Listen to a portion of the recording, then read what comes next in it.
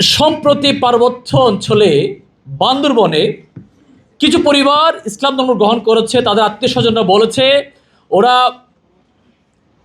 এই জায়গায় আসলে তাদেরকে হত্যা করে ফেলবে, তাদের থাকার জায়গা নেই। কয়েকটা ঘর ওদেরকে আমরা করে দিয়েছি, কিছু গরু ছাগল দিয়েছি।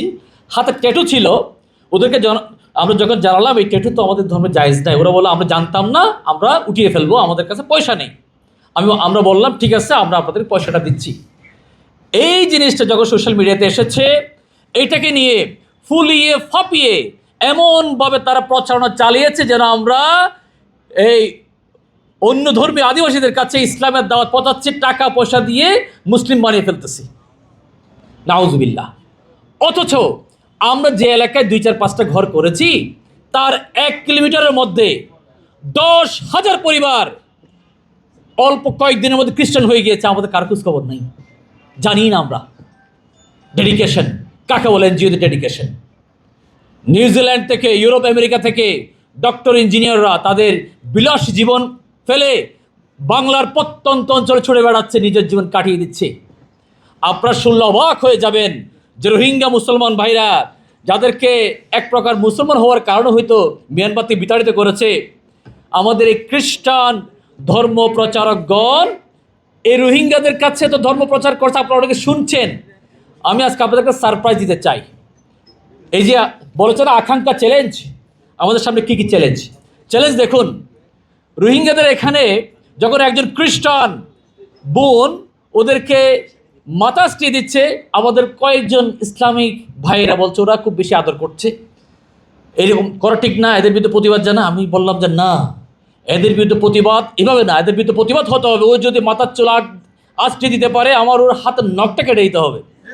ইসলামের যেই কনসেপ্টটা রয়েছে, সেবার কনসেপ্টটা রয়েছে, আমরা সেই সেবা দিয়ে ওদেরকে মুগ্ধ করব।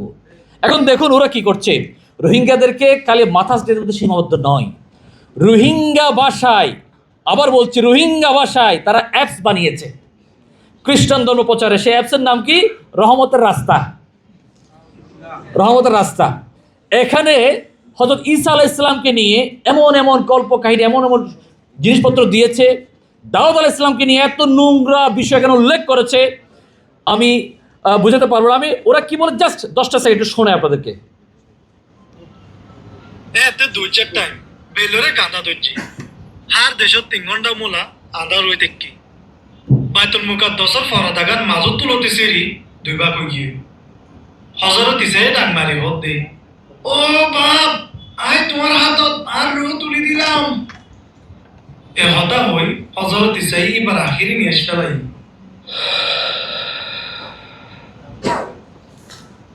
আপনারা শুনে নেবেন। আমরা হযরত ঈসা আলাইহিস সালামকে জানি একরকম, কি সূক্ষ্মভাবে এ প্রচারণা চালাচ্ছে। আমরা সামান্য কিছু কাজ করি। নেপালে সম্প্রতি একটা মসজিদ নির্মাণ করেছে, আমার বিরুদ্ধে প্রচুর লেখালেখি হয়েছে, বক্তব্য দীর্ঘায়িত করব না। তো আমার মিডিয়ার ভাইদেরকে আমি বিরুদ্ধে দৃষ্টি আকর্ষণ করব, আপনারা মেহরবানি করে আমাদের এই কাজগুলো মুসলমান যারা রোহিঙ্গা ক্যাম্পে বা এই পার্বত্য অঞ্চলে কাজ করে পজিটিভ নিউজগুলো কাইন্ডলি দিবেন। এটা আমাদের জন্য একটা বড় চ্যালেঞ্জ। এই যে আমি সরকারের প্রতি দৃষ্টি আকর্ষণ করছি, রোহিঙ্গাদের মধ্যে সিলেবাস কী হবে, বাংলা ভাষা শেখানোর নিয়ম নেই, মানলাম, কিন্তু আপনারা যে অ্যাপস করে এগুলো শেখাচ্ছে, এর জবাব দেবে কে? সকলের প্রতি বিনীত আবেদন রাখলাম। চ্যালেঞ্জ হচ্ছে আমাদেরকে প্রযুক্তিগত দিকে এগিয়ে আসতে হবে।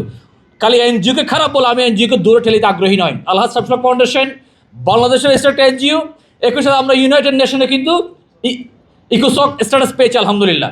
আজকে খ্রিস্টানদের বা বিধর্মী এজেন্ডা যারা বাস্তবায়ন করছে এলজিবিটিকে নিয়ে, আমি এমন এমন এনজিওর কাহিনী জানি, তারা প্রোটেকশন সাপ্লাই দেয়, কন্ডম সাপ্লাই দেয়, বাস অনেক কিছু তারা সাপ্লাই দেয়, যে তোমরা এগুলো করো, যা লাগে আমরা সাপ্লাই দিব। নাউজুবিল্লাহ। আমি চাই আমাদের আলেম সমাজ, উলামা জনতা একসাথে আরও অনেকগুলো এনজিও আমরা বানাবো, যে এনজিওগুলো ইসলামের জন্য কাজ করবে। ধন্যবাদ। আসসালামু আলাইকুম।